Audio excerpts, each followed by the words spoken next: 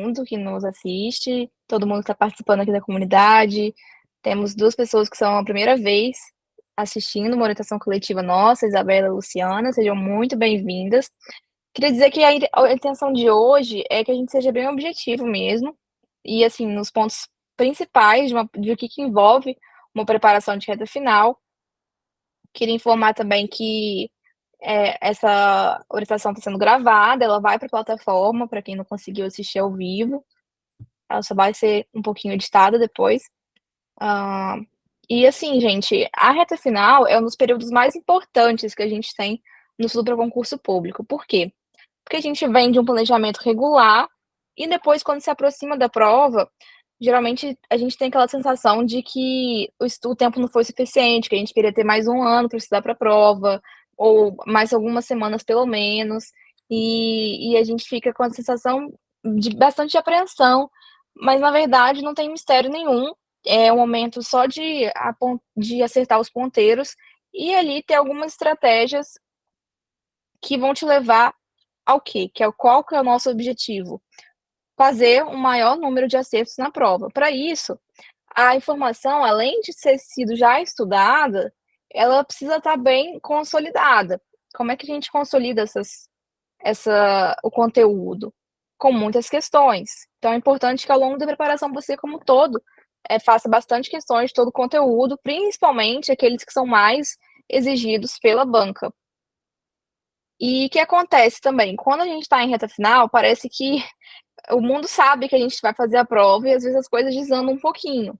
Então, nessas horas, é importante lembrar que é a gente que está no controle da nossa rotina. Por que eu digo isso? Que um dos pilares essenciais para você ter uma reta final bem aproveitada é você fazer ajustes de rotina. Que tipo de ajustes são esses? Para que eles servem? Para que você tenha o maior tempo possível para você estudar, para você passar pela maior quantidade de informação possível até o dia da sua prova. Então, assim, favores que as pessoas te pedem, médicos que você tem que marcar, coisas da sua vida pessoal que você tem que resolver, é bom a gente deixar para um momento depois. Vocês já ouviram, tem aquela expressão popular meio feia, não vou falar aqui, mas assim, já esperou tanto tempo, uma semana a mais, 2 semanas a mais, um mês que seja, não vai fazer tanta diferença assim. Então a gente deixa essas coisas para depois. Eu gosto de dividir esse ajuste da rotina em três, em três, em três palavras, que é delegar, terceirizar e adiar. O que seria delegar? Delegar é quando aquela coisa não é tão importante, aquela tarefa não é tão importante para você assim, e você consegue pedir para que outra pessoa faça e assuma a responsabilidade por essas decisões. Então, por exemplo, delegar seria, em vez de você fazer as tarefas domésticas, você pede para seu esposo, seu companheiro fazer, ok?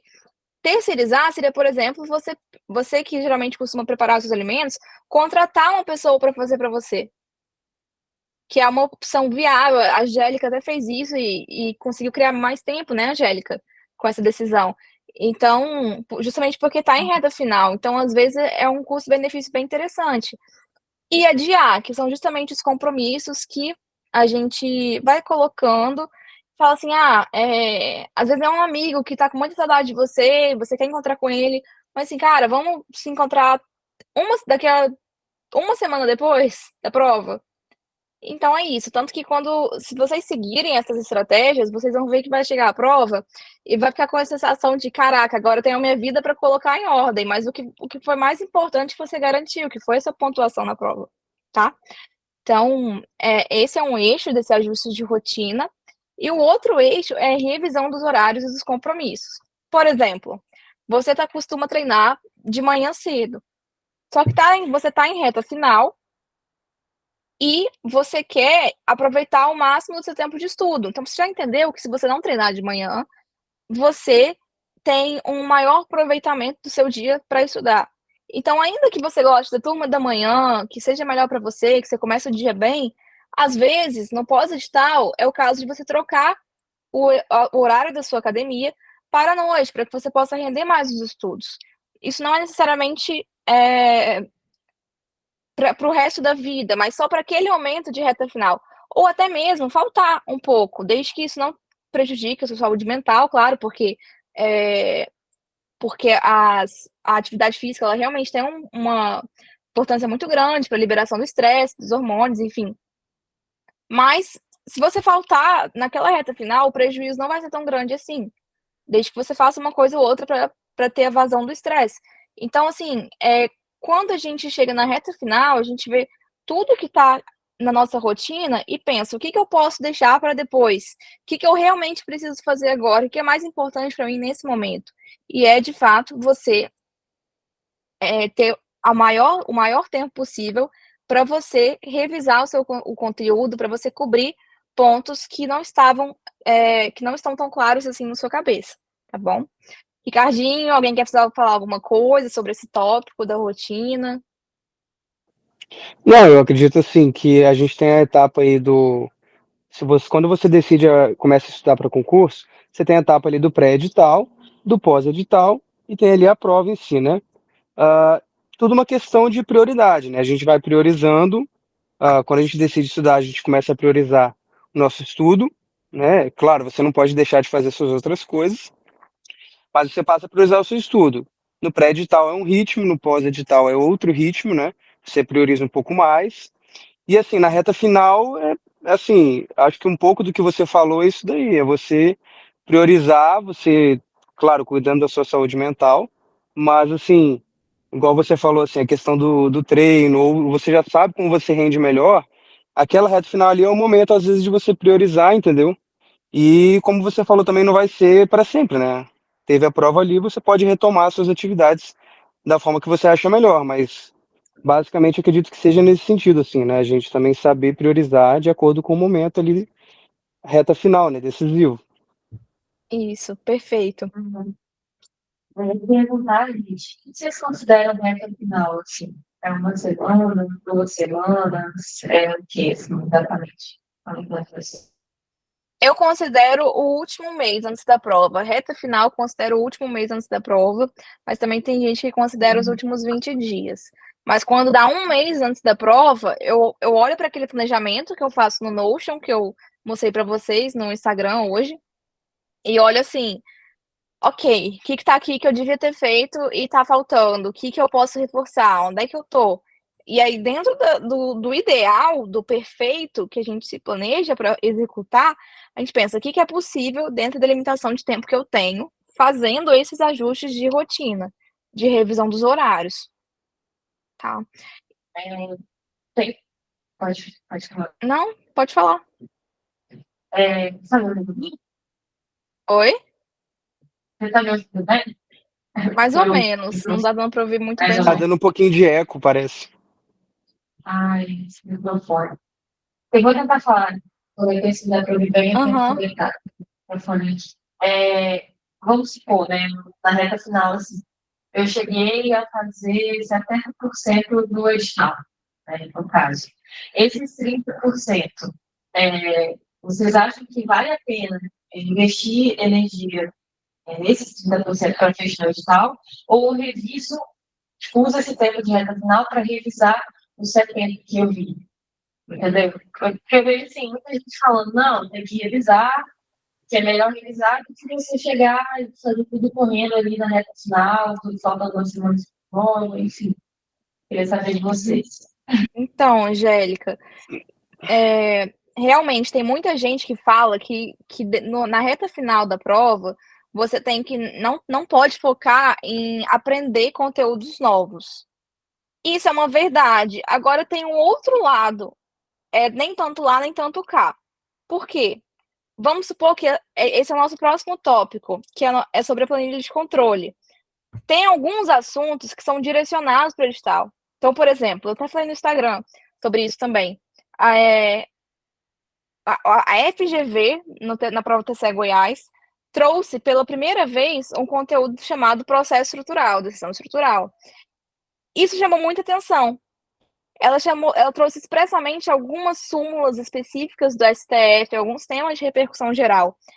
Ainda que você não tivesse estudado essas súmulas, se fossem conteúdos fáceis de você gravar, por exemplo, você investe 1 hora e você sabe o conteúdo, como a banca direcionou ali, no conteúdo programático, é um sinal indicativo de que muito provavelmente aquele conteúdo vai cair. Aí, às vezes, como você já revisou bem os 70%, às vezes vale a pena você investir um pouquinho nesses pontos para você aprender, para você não deixar uma questão relativamente fácil, que vai ser acertada pelos seus concorrentes, justamente porque a banca indicou no edital, para trás, entende? Agora, tem outro ponto também. O que você já viu, o que você já revisou, eu diria que 50%, você falou 70%, que você já estudou do conteúdo. Eu diria que talvez de 45% a 50% você sabe bem. Já foi para sua memória de longo prazo. Então, ali você vai revisar, assim, um prazo ou outro. Agora, a base do conteúdo, para mim, não faz tanto sentido você ficar revisando ali a base. O que vale revisar é os 70% que você acha que sabe, mas não tem certeza, sabe? Que às vezes que são justamente aquelas alternativas que você fica em dúvida entre uma questão e outra, porque as duas parecem certas, sabe? Então é um pouco disso. Agora, um assunto muito complexo que você nunca estudou, realmente não vale a pena você gastar esses 30%. E Ricardo quer passar a visão dele também, né, Ricardinho? Assim, eu acho que, como tudo assim, não existe uma fórmula pronta, né? Tem que ser analisado caso a caso. Como a Helena falou aí, por exemplo, talvez não valha a pena você revisar algo muito básico ali, entendeu? Tipo assim, você não tem a obrigação de revisar tudo absolutamente na véspera. Eu, particularmente, na minha preparação, nas 2 últimas semanas ali, eu já não olhava conteúdos complexos novos, entendeu? Só que, especificamente no meu concurso, que foi o da PRF, tinham algumas resoluções do CONTRAN, de legislação de trânsito, que eram pequenas, entendeu? Então, essas daí eu, por exemplo, deixei para olhar na véspera ali, entendeu? Que são conteúdos de fácil memória. Às vezes era muitos prazos ou coisas básicas assim, de decoração para decorar que valia a pena deixar ali, às vezes, na memória de curto prazo, ali, sabe? De véspera de prova mesmo. Então, assim, eu acho que você tem que analisar caso a caso. Acho que é bem nisso que a Helena falou. Às vezes não vale a pena você revisar algo muito básico ali. Você tem que sentir um pouquinho como que você está no conteúdo, entendeu? E assim, se for algo muito complexo, realmente não, para mim não faz muito sentido você pegar algo novo, assim, digamos, meio naquelas na minha eu considero assim, nas 2 últimas semanas, assim, sabe? Acho que é um pouco nesse sentido, assim, que eu penso. Sim, gente. E vale lembrar que para você fazer esse tipo de análise do que vale a pena você investir ou não, é só realmente tendo uma planilha de controle que permita ver o que você já estudou e o que falta estudar. Porque do contrário, você vai ficar só tendo como base o edital e vai ali no chute, o que eu já estudei, o que eu domino, o que eu não domino. Por isso que é importante preencher nossa planilha de controle, colocando ali a nossa percepção de domínio do conteúdo. Bom, Exatamente, por isso que é importante a gente ter essas métricas de quantas questões você fez, né? Qual é o seu percentual de acerto. Isso daí é para você usar, às vezes parece trabalhoso, depois você acaba encaixando, né? Só que é justamente para fazer esse tipo de análise, entendeu? Para você não ficar estudando assim a cega, sabe? Chegar na reta final, você saber o que que você está precisando olhar, o que que vale a pena ou não. A gente precisa ter esse controle para fazer esse tipo de análise, entendeu?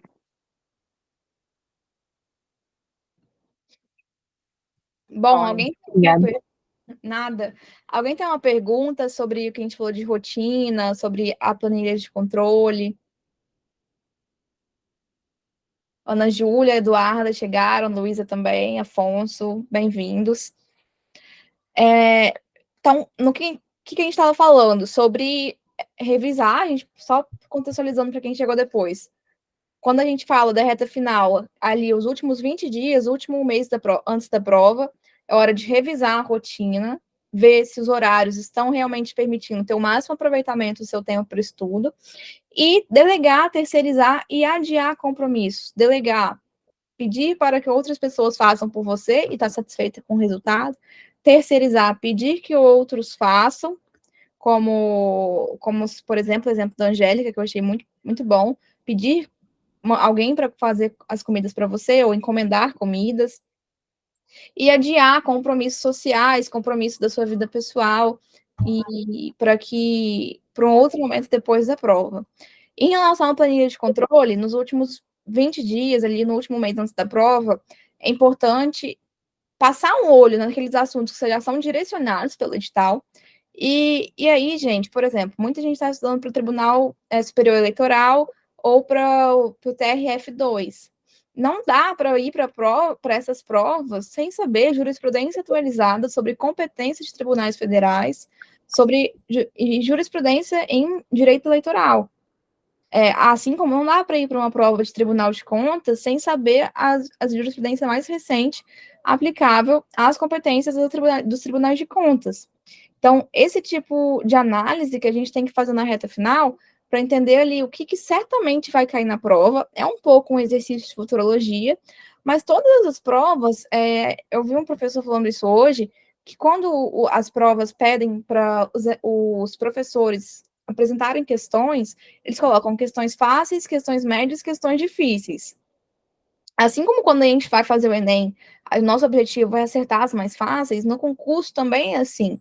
Porque as mais fáceis todo mundo vai acertar, então a gente não pode perder as mais fáceis. As questões difíceis serão difíceis para todo mundo. Então, é esse tipo de análise que a gente faz. Deixa eu ver a dúvida aqui do Eduardo.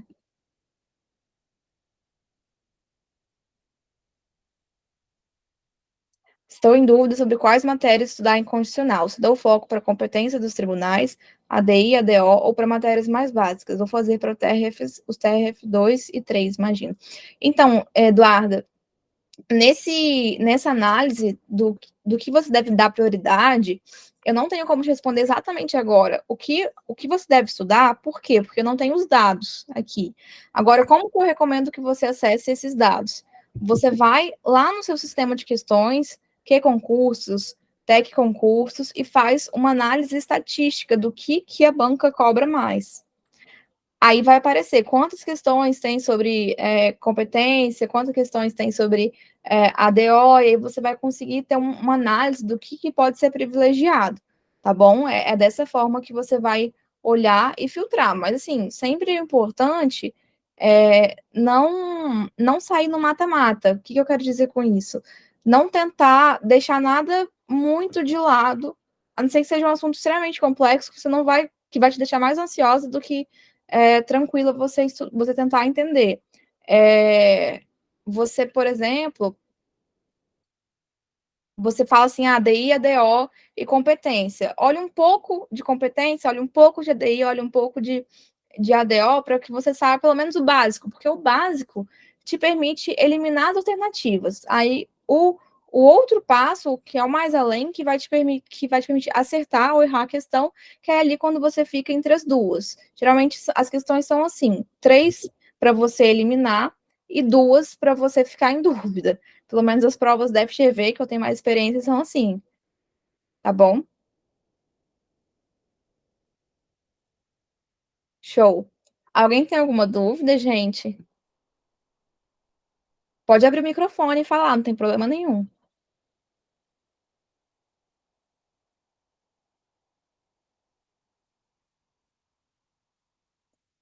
Não? Show. Bom, gente, outro ponto muito importante em reta final é o seguinte: você acessar materiais enxutos. O que costuma acontecer? Você começa o planejamento, você tem aula 0, aula 1, aula 2, aula 3. E aí é até engraçado, porque tem muitos relatos de concurseiros que sentem que vivem um loop de nunca passar da aula 5. Isso acontece. Que assim, parece que você está sempre no início de todas as matérias. Então, só que a gente aprende na escola a ir justamente pela linearidade do conteúdo. Da estrutura didática, aula 0, aula 1. Então, você vai querer construir. Agora, quando chega na reta final, você vê que você não passou da aula 5, o que você vai fazer? Você não vai ficar na expectativa de estudar aula 6, aula 7, aula 9, aula 10. Você vai pegar o resumo de todas as aulas. Aí, esse material resumido A Luísa tá falando aqui, nossa, exatamente isso. Síndrome da aula 5, do loop infinito. Você vai pegar os materiais mais resumidos das aulas, isso vai depender da plataforma que você usa. No Estratégia, por exemplo, toda aula tem uma versão original e uma versão simplificada. Agora eu vou além. Você vai pegar o resumo do resumo da aula simplificada. E a Estratégia tem duas ferramentas muito legais. Uma é o bizu estratégico e outra são os simulados do passo estratégico. E o passo estratégico como todo. O passo estratégico é uma versão resumida do conteúdo. E aí, Duda, foi até importante essa pergunta, porque me lembrou de uma coisa aqui. Tem alguns cursinhos que eles, no próprio material, eles apresentam uma análise estatística de quanto por cento aquele conteúdo representa de cobrança da banca. Então, eles vão te direcionar para dar mais atenção ao assunto que é mais cobrado e vão falar assim, se você não tiver tempo, foca nesse assunto. Então, nesse sentido, recomendo muito esses materiais de estratégia, bizu estratégico, o simulado do passo estratégico e o passo estratégico em si.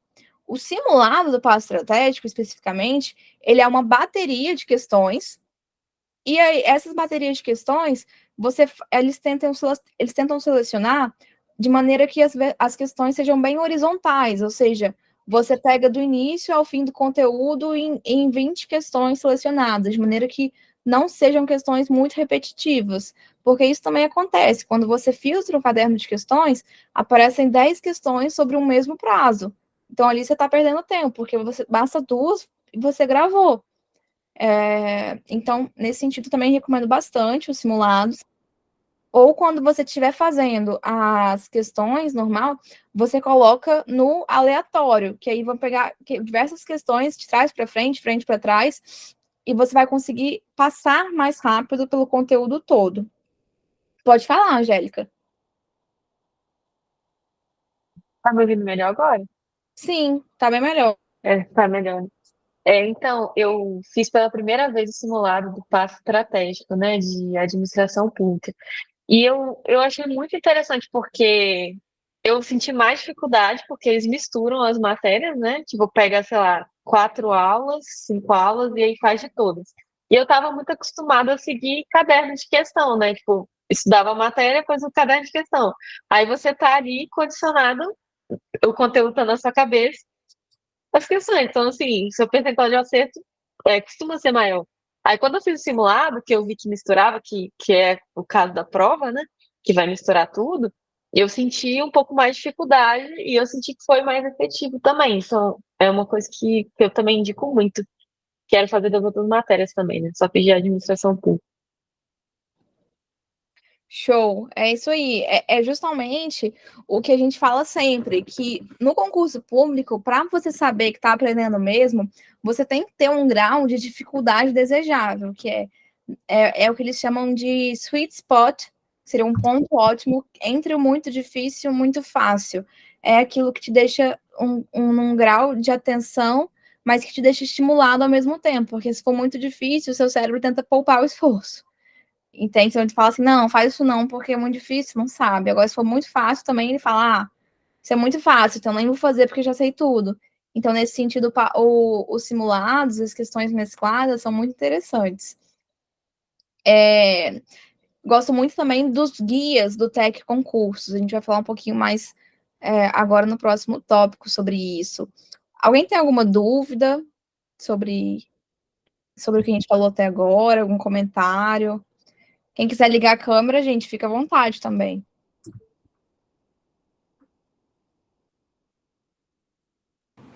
Eu tenho. Diga. Isso que a gente estava falando aqui de nunca passar da aula 5, né? A gente parece que aí, por exemplo, está na aula 5, aí eu faço o LS concurso, né? Aí vem e aparece. Revise a aula 3. Eu falo, gente, meu Deus, não aguento mais, eu quero ir para aula 6, para aula 7, para aula 8. E aí eu sempre fico nesse dilema, né? Porque às vezes a gente avançando muito no conteúdo, eu sinto que fica parece que tô deixando de revisar o conteúdo anterior, né? Tipo, por exemplo, aula 4 e 3 e tal, ou se eu devo avançar para 7. E aí, até o que você estava falando de usar o Bizu, eu já usei, eu acho ótimo para outras provas. O guia do TEC, eu acho ótimo também. Só que aí a gente fica naquele dilema entre seguir um cursinho que você já paga, né? Que no meu caso é o LS, que aí a gente coloca, tipo, tarefas, metas. E eu, muito perfeccionista, quero dar o check nas coisas, né? Até porque eu paguei um cursinho para me orientar. Só que, assim, a realidade é que na reta final, eu, pelo menos, ainda não cheguei ao ponto de conseguir fazer as minhas tarefas do cursinho mais Bizu, por exemplo. As minhas Sim. tarefas do cursinho mais o guia do TEC, porque Uhum. se as tarefas do cursinho já acho que é muita coisa assim na minha rotina, eu sempre fico nessa, cara, foco no Bizu, foco em, por exemplo, as videoaulas do Estratégia, que a Helena já me recomendou, aqueles aulões de resumão, assim, que são bem legais, porque, assim, como conciliar tudo isso na reta final, sabe, assim, eu sei que a gente tem que tomar decisões difíceis, né, e sempre abrir mão, porque não dá para abraçar o mundo, mas eu acho que talvez seja a aflição de outras pessoas aqui que também seguem outros cursinhos preparatórios, né, de seguir as suas metas ou, tipo, partir para algo mais resumido que aí deixa as metas para trás, né, do que você tá pagando e tal. Não sei se eu fui clara na minha Não, eu entendi perfeitamente. Olha só, gente, uma coisa que a gente tem que ter noção, desde o momento que a gente começa a estudar para o concurso público, é o seguinte: você está no controle do seu processo de aprendizado. Não é o que a Helena vai falar, não é o que o Estratégia vai falar, não é o que a LS ou o Guruja, qualquer sistema vai falar para você. Você está no controle do seu processo de aprendizado. O que isso significa? Significa que você vai usar o melhor dos recursos que você tiver. Isso não significa que você vai fazer tudo à risca. Porque, e isso, gente, eu já falei na comunidade, as características que são comuns em candidatos multiaprovados, que são aqueles que passam em um monte de concursos de maneira seguida, é justamente você ter um material Frankenstein, que você pega o melhor desse cursinho, o melhor do outro, você pega uma recomendação que outra pessoa falou e você aplica. Então, assim, você faz, por exemplo, LS, segue uma trilha estratégica do Estratégia, ou você paga alguém à parte para fazer o seu planejamento, vamos colocar assim. E nada disso é imprescindível, tá, galera? Isso é sempre bom lembrar, isso é só um plus. Você faz um ciclo de estudos. Olha, você não precisa fazer exatamente o que está lá na tarefa. Se está lá, revisar a aula 3 durante 1 hora, você pode muito bem passar o olho pela aula 3, pelo resumo do resumo, ou pelo seu material de revisão, e seguir para a aula 4, para a aula 5, e cumprir aquela 1 hora e meia que você tinha planejado estudar aquele material, sabe? Então, assim, eu recomendei isso para uma outra aluna também essa semana, que foi o seguinte: às vezes tem lá uma tarefa de português, que é você revisar as questões de português que você errou. Em vez de você estudar dessa forma, você pode revisar as questões que você errou. Isso vai te tomar, vamos colocar aí, 20 minutos. E o tempo restante, você pode muito bem pegar essa aula do Estratégia, da Hora da Verdade, da reta final, e assistir no lugar, sabe? Porque, no final das contas, gente, não é a quantidade de metas que você deixou para trás, que você cumpriu, que conta. É você saber acertar a questão. E, nesse momento, você tem que se sentir confortável para fazer o que vai te levar ao maior percentual de acertos. Assim, eu entendo que a gente é muito perfeccionista, a gente carrega, infelizmente, muita coisa da escola para o concurso público. Só que no concurso público a dinâmica é um pouco diferente, porque a gente tem que focar assim, gente, o que vai me fazer memorizar mais? E as aulas de reta final, do Estratégia, Hora da Verdade, são maravilhosas, porque eles trazem questões recentes e te mostram como resolver a questão. Então, assim, intercala, sabe? Às vezes, só ficar assistindo vídeo aula também não é legal. Então, às vezes, eu fiz isso na tarefa de português, mas em direito administrativo tem um caderno, tem ali cadernos de 50 questões de lei de licitações, que é um tema super em alta. Então você faz, sabe? Tem que ter o feeling, mas eu entendo que seja um pouco difícil nesse início, assim, eu sei que já tem um pouco de tempo, assim, na trajetória, mas ainda é muito difícil para a gente quer agradar todo mundo o tempo todo, a gente quer agradar até quem comanda, em aspas, o nosso estudo, que na verdade deveria ser a gente. Então, é importante assim a gente se libertar um pouco desse julgo, desse fardo que eu tenho que cumprir tudo certinho conforme alguém falou que eu tenho que fazer. Sabe, a gente que está no nosso controle do processo de aprendizagem. O Ricardinho, que ele estudou sem nada disso, né, Ricardo? Não teve cronograma, nem nada, e foi no feeling, né? Não, assim, ó, o que eu ia comentar em relação a isso é que a gente tem que. É muito assim, de você vai aprendendo conforme você vai fazendo. Entendeu? Como a Helena falou, assim, você está no controle do seu aprendizado. Vou dar um exemplo bem particular meu, né? Eu sou formado em engenharia, então, assim, desde a época de escola, nunca escrevi mal, mas não estudei mais português, entendeu? Nunca tive muita facilidade. Cara, eu estudava pelo material de estratégia, praticamente todos os PDFs, e assim, eu não conseguia evoluir em português, sabe? Com o material deles. E aí eu fui buscar um material de fora, de um professor que só dava aula de português, por exemplo. Assim, um método totalmente diferente do que eu estava estudando ali, entendeu? No caso, foi videoaula que eu fiz na época, assim. E montei um material, tipo de escola mesmo, sabe? Mas aí, a partir dali, eu fui entender os pontos, sabe? Ali eu melhorei meu desempenho. Então, assim, o que eu quero dizer com isso, é que não existe um método pronto que vai servir para todo mundo, sabe? Ninguém vai te dar um método que você tem que seguir aquilo ali, senão não funciona. Não. Você vai ter como uma ideia base ali, sabe? Você vai ter algo para te orientar, mas você tem que testar, entendeu? E se você não cumprir por acaso, isso de modo algum pode te deixar angustiado, sabe? Você faz e vai analisando como é que conforme você está desempenhando, entendeu? De forma alguma isso daí pode ser algo que vai te fazer se sentir mal, sabe? Por não ter cumprido. Você vai ter o seu método, sabe? Então, assim, você tem que ir fazendo e vendo como é que funciona. Não existe um método que funcione para todo mundo. Existe muita ciência aqui, né? Estudos aí, conforme a Helena passa, e, assim, com certeza tem muita coisa realmente boa aí. Mas, assim, muitas pessoas também que passam dicas de concurso passam de acordo com a experiência delas, entendeu? E é isso que é o natural. E a experiência delas é a experiência delas. Você pode se inspirar em muita coisa, né? Com certeza. Mas a sua experiência vai ser a sua experiência. E aí, tal, e quando você for aprovado, você vai passar para os outros conforme a sua experiência. Então, esse é o natural, sabe? A gente não tem que ficar se prendendo tanto assim ao método ao ponto de te fazer sentir mal, sabe? Por não ter encaixado dentro do que foi pedido ali. Vai adaptando conforme as suas necessidades.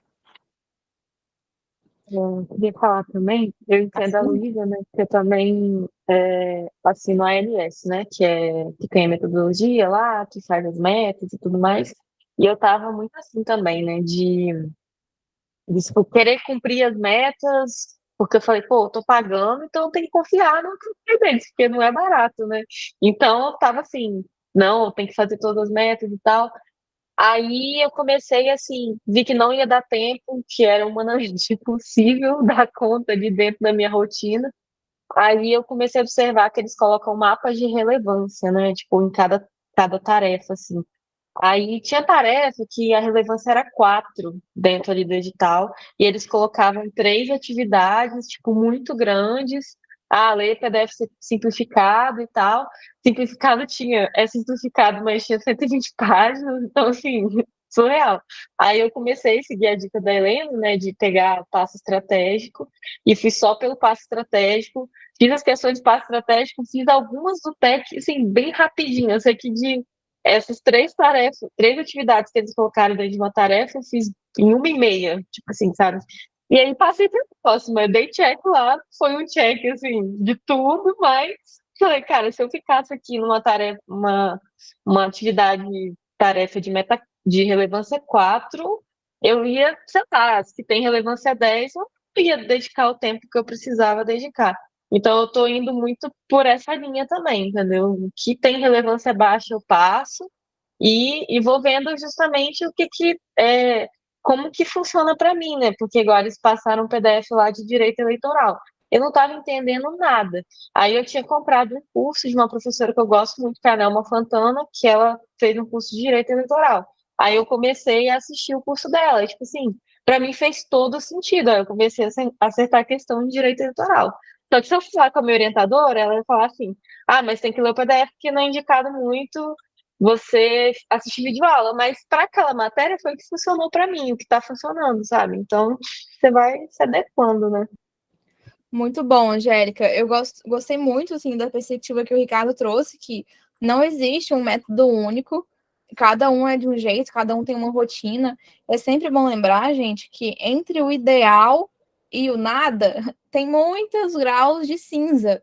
Então, assim, não é fazer a tarefa do jeito que falaram ou não fazer de todo modo. É exatamente fazer, às vezes, de uma forma diferente, que nem a Angélica colocou.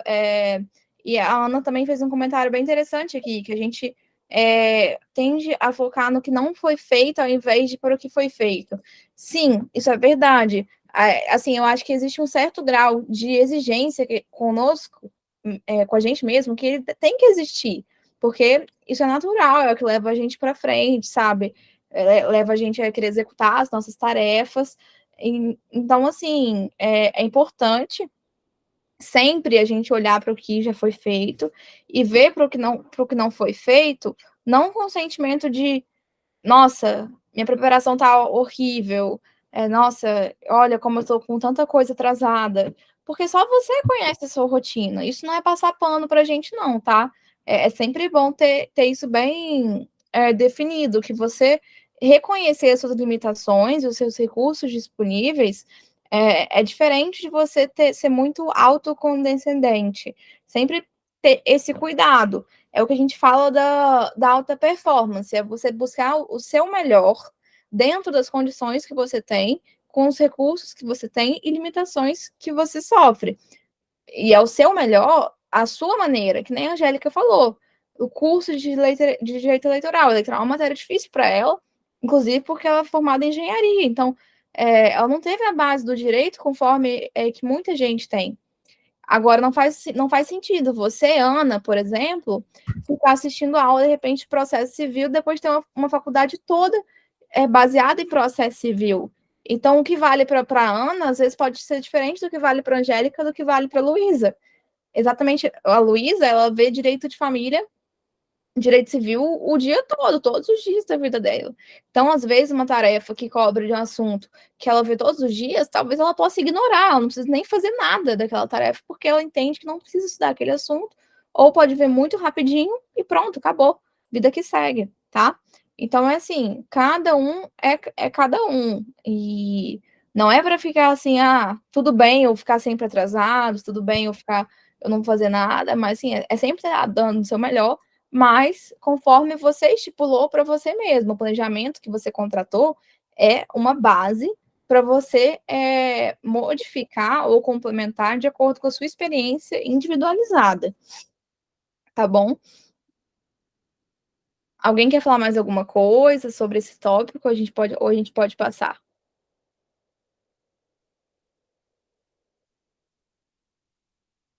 Isabela, Eduarda, Afonso, alguém do Instagram? Fala, Eduarda. Oi, gente, boa noite. Vocês estão conseguindo me ouvir? Sim. Eu tenho só uma pergunta em relação a você analisar provas antigas para o concurso que você quer. É porque eu peguei a última prova da Consulpan, do TRF2, e eu dei uma analisada nas matérias que caíram. Uhum. Questões que geralmente sempre são cobradas em algum tipo específico de banca, tipo a Lei 8.112.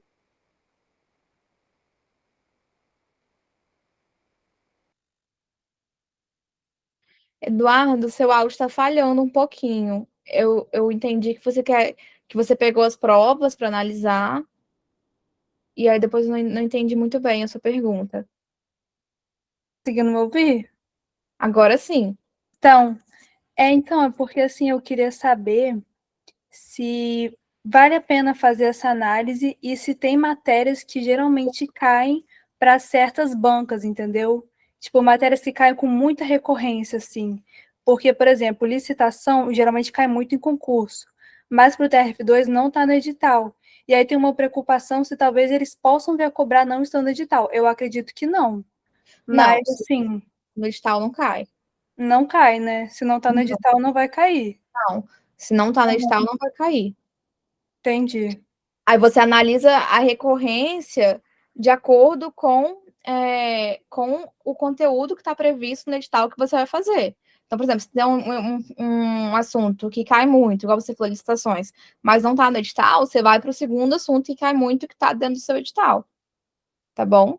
Entendi. Agora, em relação, foi bom você ter feito essa pergunta, porque analisar as provas anteriores da banca é importante, sim. Agora, vamos supor, Consulplan, essa banca. Vamos supor que o TCE Rio de Janeiro, que é um concurso aí que está previsto para sair, lance, que faça o contrato do concurso público com a Consulplan. Não tem prova recente da área de controle, ou assim, pode ter até uma ou outra, mas a grande maioria não é da Consulplan. Então, assim, não faz tanto sentido eu ficar olhando só para as questões da Consulplan. Por quê? Porque a Consulplan, ao elaborar a minha prova do TCE Rio de Janeiro, ela vai considerar também uma tendência geral das provas da área de controle. Entende? Porque, então, esse mesmo raciocínio vale para tribunais, para áreas policiais, para procuradorias. Então, é analisar, sim, o histórico da banca. Agora, vamos supor que a última prova daquele concurso, por exemplo, no caso do TCE Espírito Santo, o concurso que eu fiz foi em 2023 e o último concurso tinha sido em 2012. Então, muita coisa que aquela banca cobrou em 2012, ela não ia cobrar, não ia fazer o menor sentido ela cobrar em 2023. Então, Sim. assim, eu até eu olhei a prova antiga, resolvi, mas as outras provas de controle, elas estavam muito mais parecidas com a minha possível prova do que a última prova daquele concurso ou a última prova da banca, entendeu? Entendi. É verdade. Eu fiz a última da Consulplan para o TRF2, era de 2017. E as questões de penal mudaram muita coisa, principalmente com o pacote anticrime, né? De 2019. Então, mudou muita coisa, porque agora, por exemplo, é porcentagem, não é mais infração. Então, mudou bastante coisa, assim. Sim.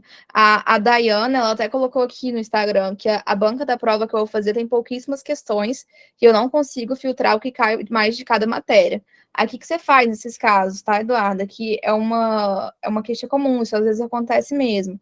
Você filtra, você dá uma abrangência maior para o filtro, coloca mais anos.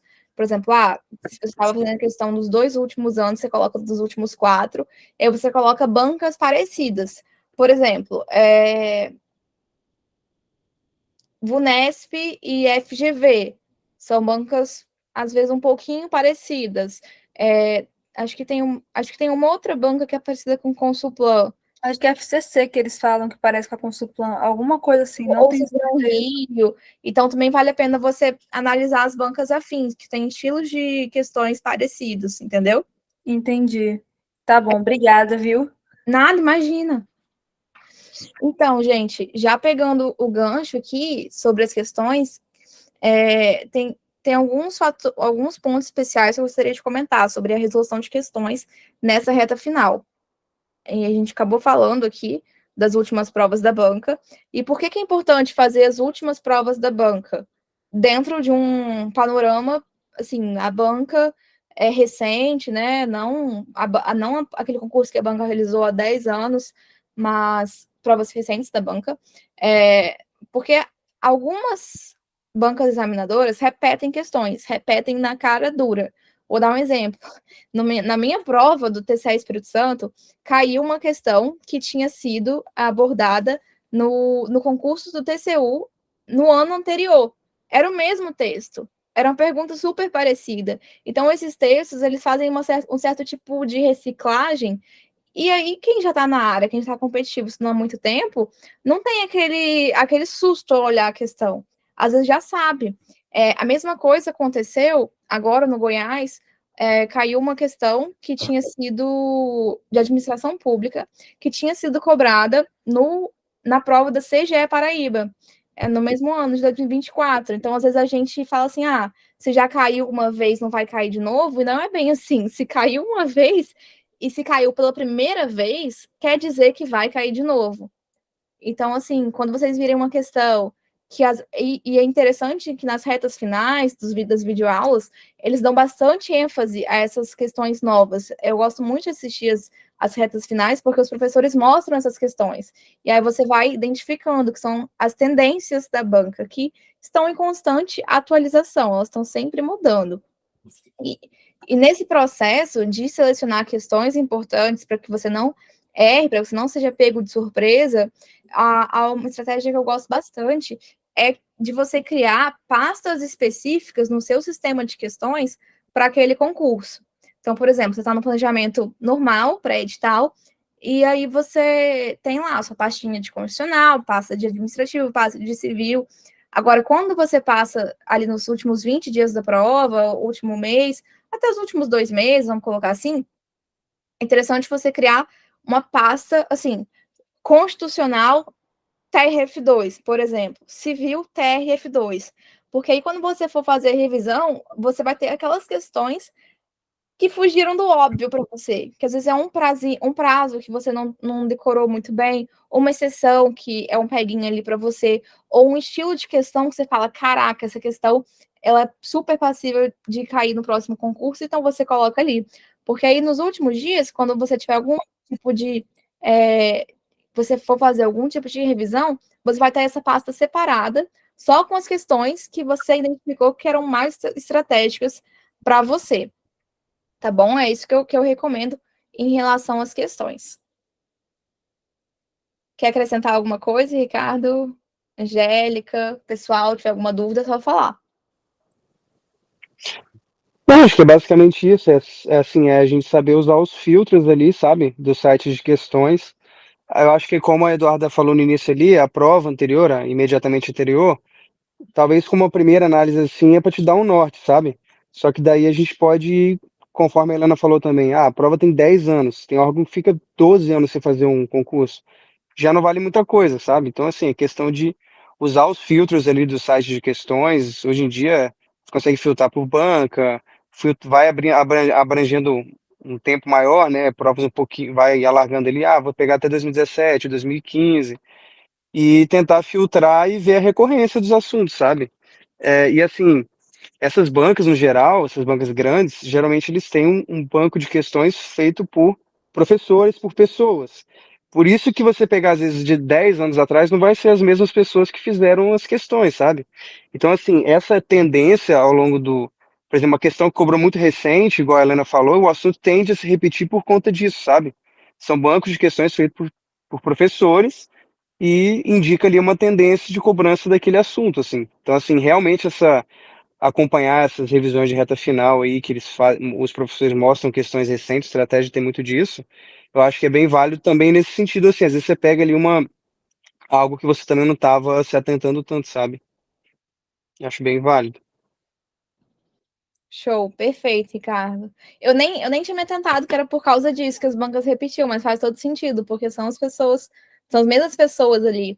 É engraçado que os professores de estratégia, eles às vezes até sabem, assim, a tal banca, a FGV, ama esse doutrinador aqui de administração pública. Então, eles vão. Eu fiz muita prova do Sebrasp, né? Tinha uma zoeira que era assim, era jurisprudência do Sebrasp, sabe? Que tinha uma linha, é como se a banca tivesse uma linha de pensamento. E, cara, por que isso? Porque são os professores que fazem as questões, entendeu? Então, assim, é bom tu sempre procurar a questão da banca por conta disso. Tem bancas semelhantes, entendeu? Mas focar, assim, na banca é importante. Se tiver pouca questão, você tenta pegar algo parecido, igual a Angélica deu a dica aí, né, de uma banca semelhante à Consulplan. Enfim, é importante estar atento a isso daí, sabe? Perfeito. E essa muito bem falado, Ricardinho, sobre a jurisprudência própria da banca. A FGV também tem jurisprudências próprias e às vezes ela entende, por exemplo, que um conceito, a accountability, por exemplo, ela entende que quando é exercido pela mídia é social, e às vezes, quando na verdade outros professores diriam que seria vertical. E aí você grava essa informação, que é o que a banca entende, porque você não quer discutir com a banca, você quer acertar a questão.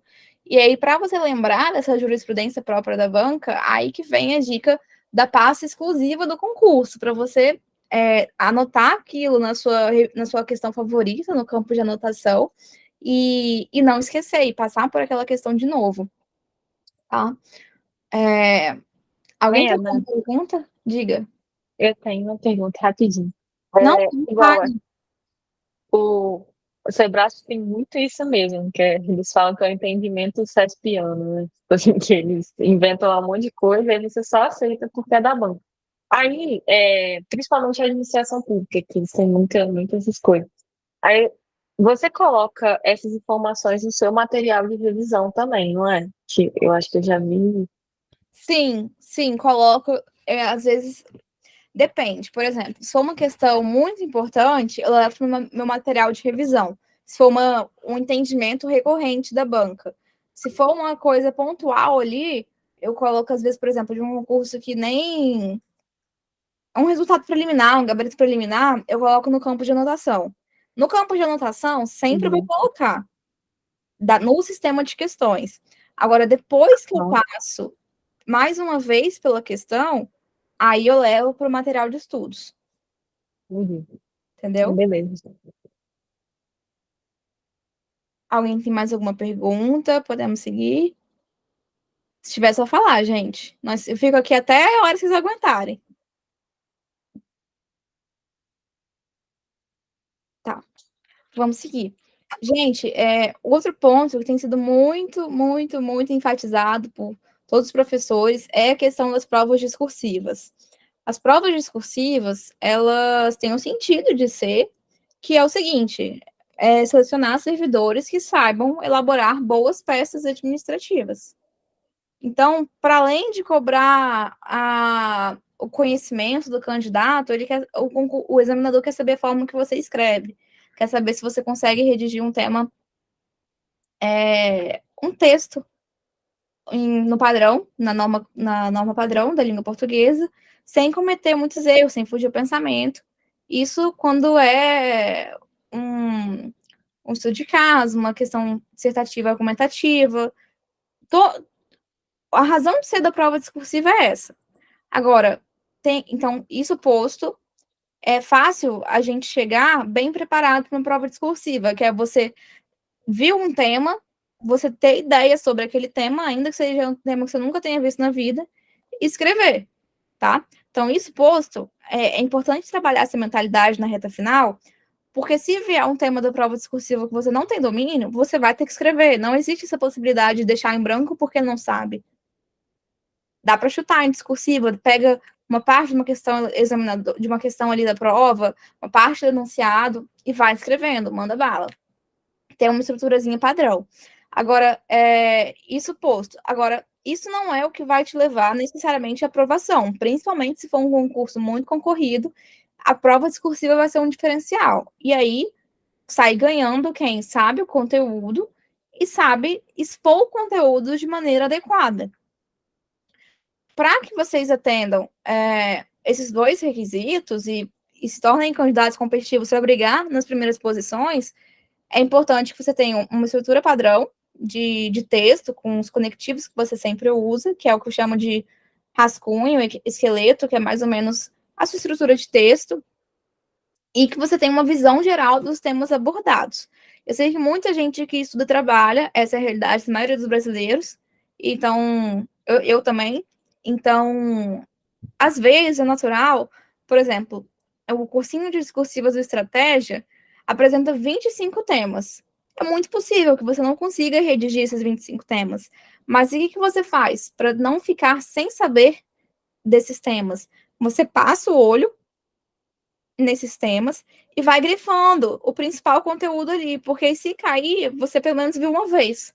Ainda que você não tenha escrito uma redação sobre o tema, um estudo de caso sobre o tema, você pelo menos viu e passou o olho, tá? Então, isso que eu chamo de visão geral dos temas, você conseguir passar os olhos pela maioria dos temas que podem ser cobrados do seu concurso, que são indicados pelos cursinhos que você adquiriu. E aí, para a hora da prova, já ir desenvolvendo a mentalidade também, que você não vai fazer um rascunho na hora da prova. Você vai escrever só uma estrutura de tópicos do seu texto, a partir das ideias ali que você for tendo, mas não vai ficar rascunhando um texto para depois passar ele limpo. Isso aí é gastar muito tempo, às vezes até te consome um pouco do tempo das objetivas, tá bom? E o que eu já falei sobre chutar. Tem um vídeo na comunidade que eu indico, que fala sobre como chutar em discursivas, então vale muito a pena assistir. E aí esse compilado de temas de discursivas é o que você vai levar para a porta da prova, principalmente quando forem provas de 2 turnos. Você faz a parte objetiva de manhã e a parte da discursiva à tarde. Aí você faz uma pastinha com todas as discursivas, ou até mesmo no iPad, por exemplo, e você vai lendo ali os temas antes de você entrar na prova para refrescar a memória. Só que é importante que nesses últimos dias antes da prova, você já tenha passado hoje, já tenha grifado, para que você foque ali nos seus grifos, nas suas anotações, tá? É isso. Em relação ao bizu, os simulados também, é importante lembrar que os vídeos de revisão, que a gente acabou até falando antes, são esses materiais que vocês vão levar para a porta da prova. Eu vejo muita gente assim, perdida em relação ao que levar para a prova. Eu levo uma lei comentada, a não ser que seja uma lei muito específica assim, no seu concurso, que você tem certeza que ela vai cair, você vai levar, geralmente, os materiais que você usou ali na reta final, na hora da verdade. Eu sempre recomendo que quando vocês assistam, quando vocês forem assistir esses vídeos, que vocês assistam anotando. Primeiro, para manter atenção no vídeo, e segundo, para poder levar esse material para a porta de prova. Então, assim, eu devo ter uns 10 cadernos que foram só de anotação de revisão de véspera, de reta final. E é sempre importante, gente, eu nem sempre soube disso, né? Nada como experiência para ensinar. Entender que como que os professores fazem essas retas finais? Eles pegam um conteúdo programático do edital, eles analisam as tendências das bancas, as últimas provas, e aí eles montam primeiro as aulas de reta final. Aí, daquilo que foi mais importante das aulas de reta final, que são publicadas no YouTube e que ficam na matriz regular do curso, eles fazem a hora da verdade, que é tipo assim, de tudo que poderia cair, o mais importante é isso aqui. Aí depois eles pegam a hora da verdade e pegam o mais importante do mais importante, aquilo que é essencial mesmo, e levam para a revisão de véspera. Então, quem que sai ganhando? Quem conseguiu assistir o reta final, hora da verdade e a revisão de véspera. Porque quanto mais você vê um conteúdo, e aí, claro, que se você vê de maneira ativa, ele vai ficar mais memorizado, ele vai ficar mais consolidado na sua memória. Então, é sempre bom quando a gente vê a informação mais de uma vez.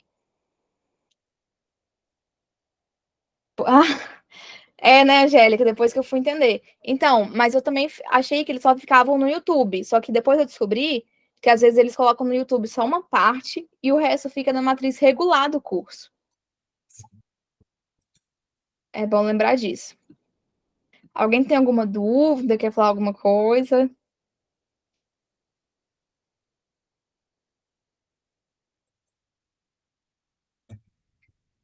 Como é que vocês estão, gente? Me fala um pouquinho. Vocês estão ansiosos para a prova?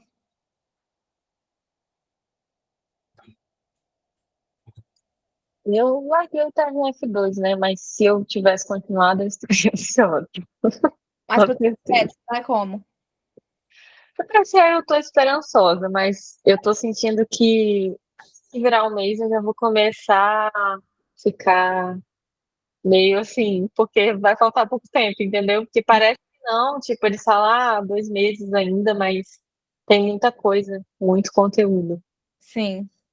A Duda falou aqui, muito cansada. Esse é outro ponto que eu acabei não colocando aqui na reta final, porque no mapa mental, porque a intenção era ser mais rápido mesmo, que é a questão do sono. nos últimos, e aí a minha opinião ela é muito diferente do que a maioria dos professores, porque ela é feita, a minha opinião é com base em cursos que eu fiz sobre neurociência aplicada, ciência da aprendizagem, que é o seguinte, gente, não vale a pena você privar o seu sono na reta final. Senão tudo que você aprender na reta final das informações vai para o ralo abaixo. Que é o seguinte, o sono, ele é um processo essencial, ele faz parte do nosso processo de aprendizagem. É no sono que a gente faz um filtro entre tudo que entrou no dia, que vai ficar, que vai ser jogado na lixeira, vamos dizer assim, ou que vai ser levado para a memória de longo prazo, de médio e longo prazo.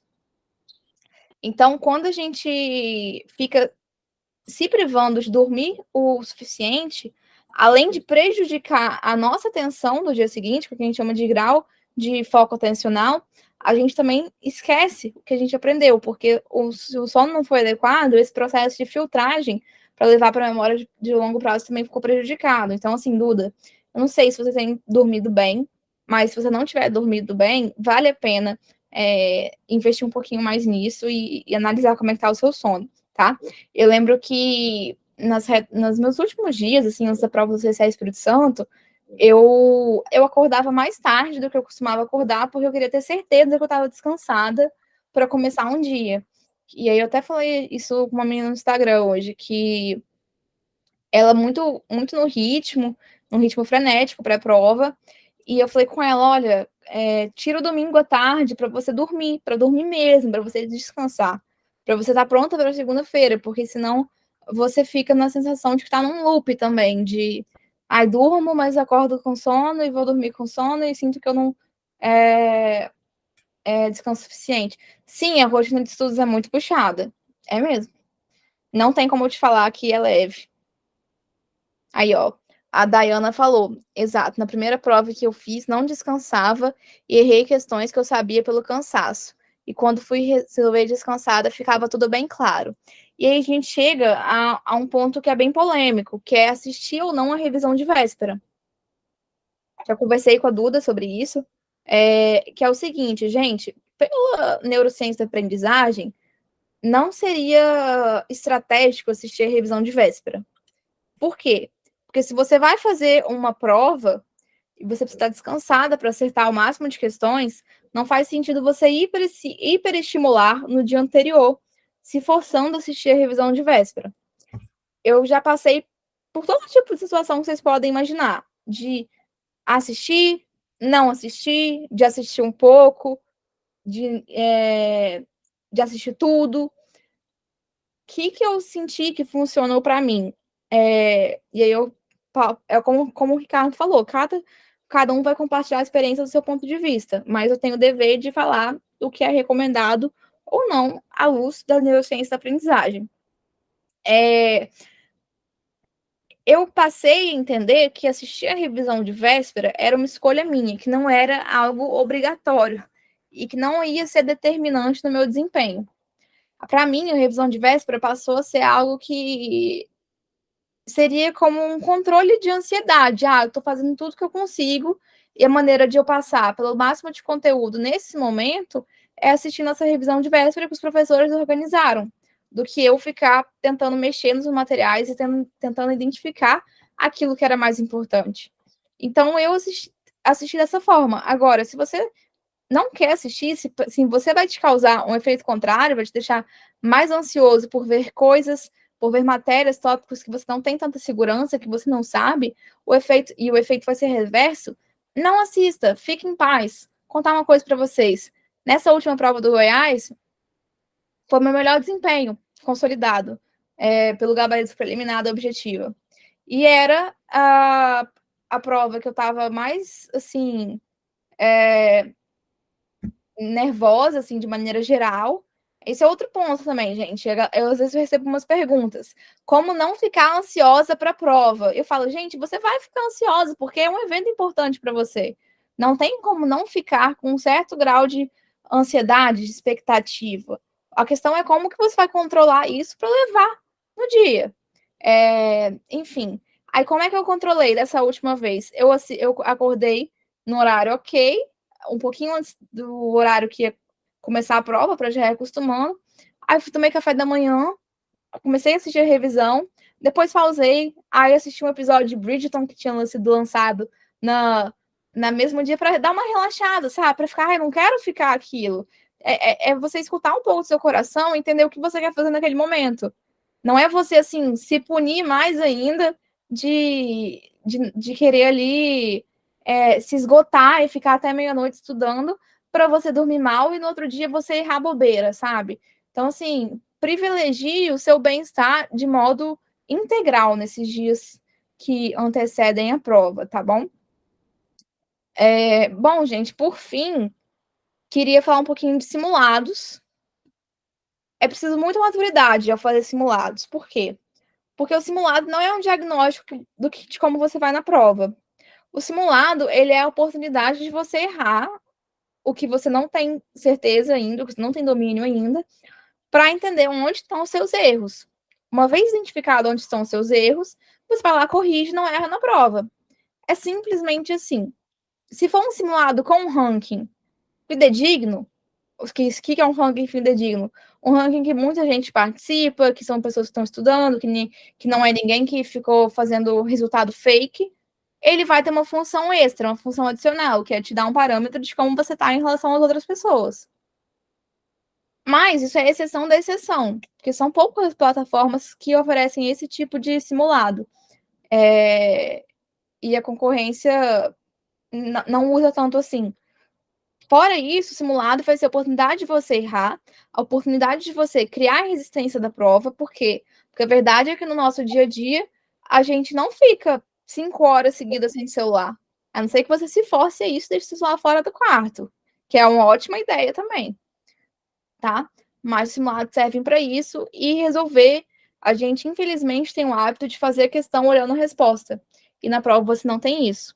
Então, os simulados também permitem que você forçadamente se acostume com o sentimento de fazer questões sem olhar a resposta, tá bom?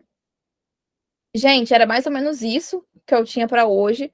Foi bem rápido, porque eu tinha intenção mesmo de limitar a 1 hora, porque eu sei que vocês estão em reta final, então não queria tomar muito tempo de vocês. Mas continuo à disposição para dúvidas. Quem tiver pode ligar o microfone, quem quiser perguntar sobre outras coisas também estou à disposição, tá bom? E é isso, espero que vocês tenham gostado, que eu tenha trazido um conteúdo relevante. Tá bom? Estou à disposição. Quem quiser falar por aí, só abrir o microfone. Se o Ricardo também tiver alguma observação, também pode falar, tá?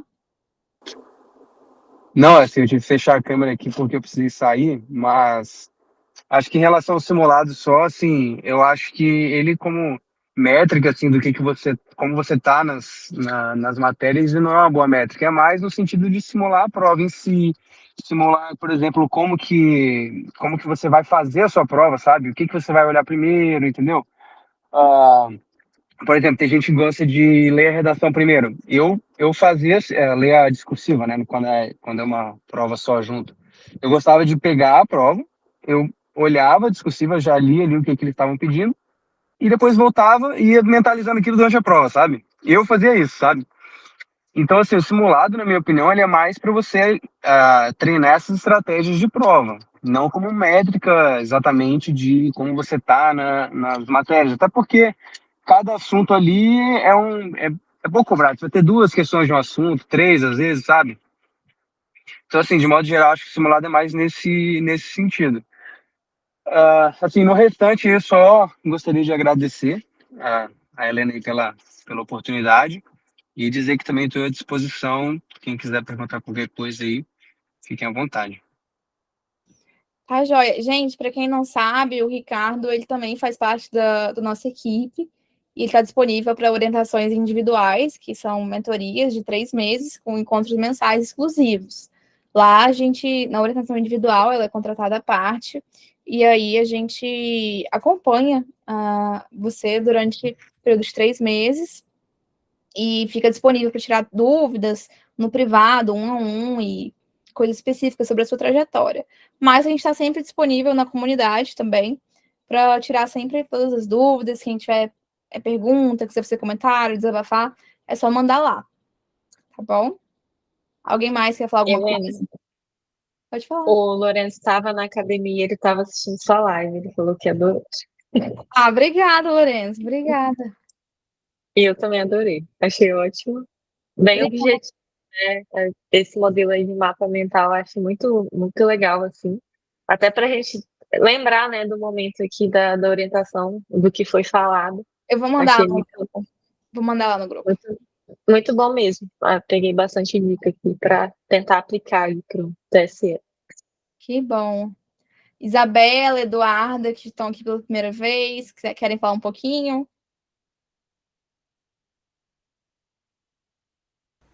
E eu queria agradecer, viu? Eu achei muito bom o conteúdo. Acho que super vai ajudar a gente. Obrigada mesmo aí pela força. De nada. De nada. Tendo pergunta, é só falar. Afonso, tá aí? Tá em reta final?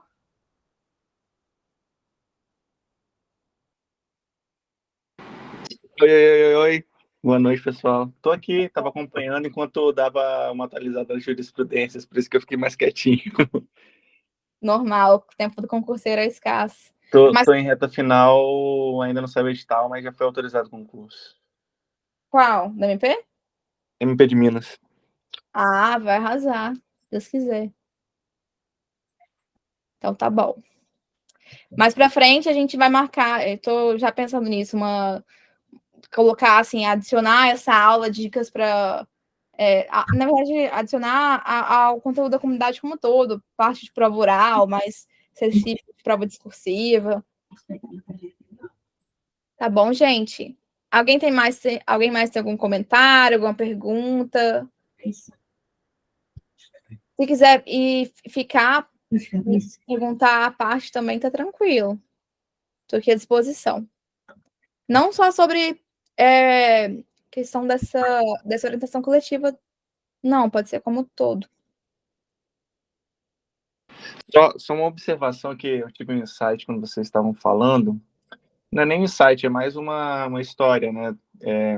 De como o simulado é uma coisa que eu particularmente negligencio muito, deveria fazer muito mais, mas não, e eu não faço por medo de ir mal e desanimar, que é uma bobeira, mas eu pelo menos tenho isso. E tem uma história do professor que é um professor, o Bruno Torrano, que ele foi aprovado em primeiro lugar em dois concursos de Ministério Público, que são dois concursos cuja a profundidade é muito alta, muito grande, né, que é Minas e Goiás. E ele conta, né, que fez um simulado faltando um mês e meio para a prova e ele estava 18 pontos abaixo do corte. Uhum. E isso ele utilizou, ajustou, continuou o planejamento dele e acabou passando. Depois por todas as fases. Nossa. Pois é, isso acontece mesmo. Às vezes a gente faz o simulado achando que vai mal e, na realidade, na prova, às vezes cobra tudo diferente ou cobra justamente aquilo que a gente acertou a rota e conseguiu não errar mais e dá tudo certo. Tá. Então tá, gente. Alguém mais tem alguma pergunta, algum comentário?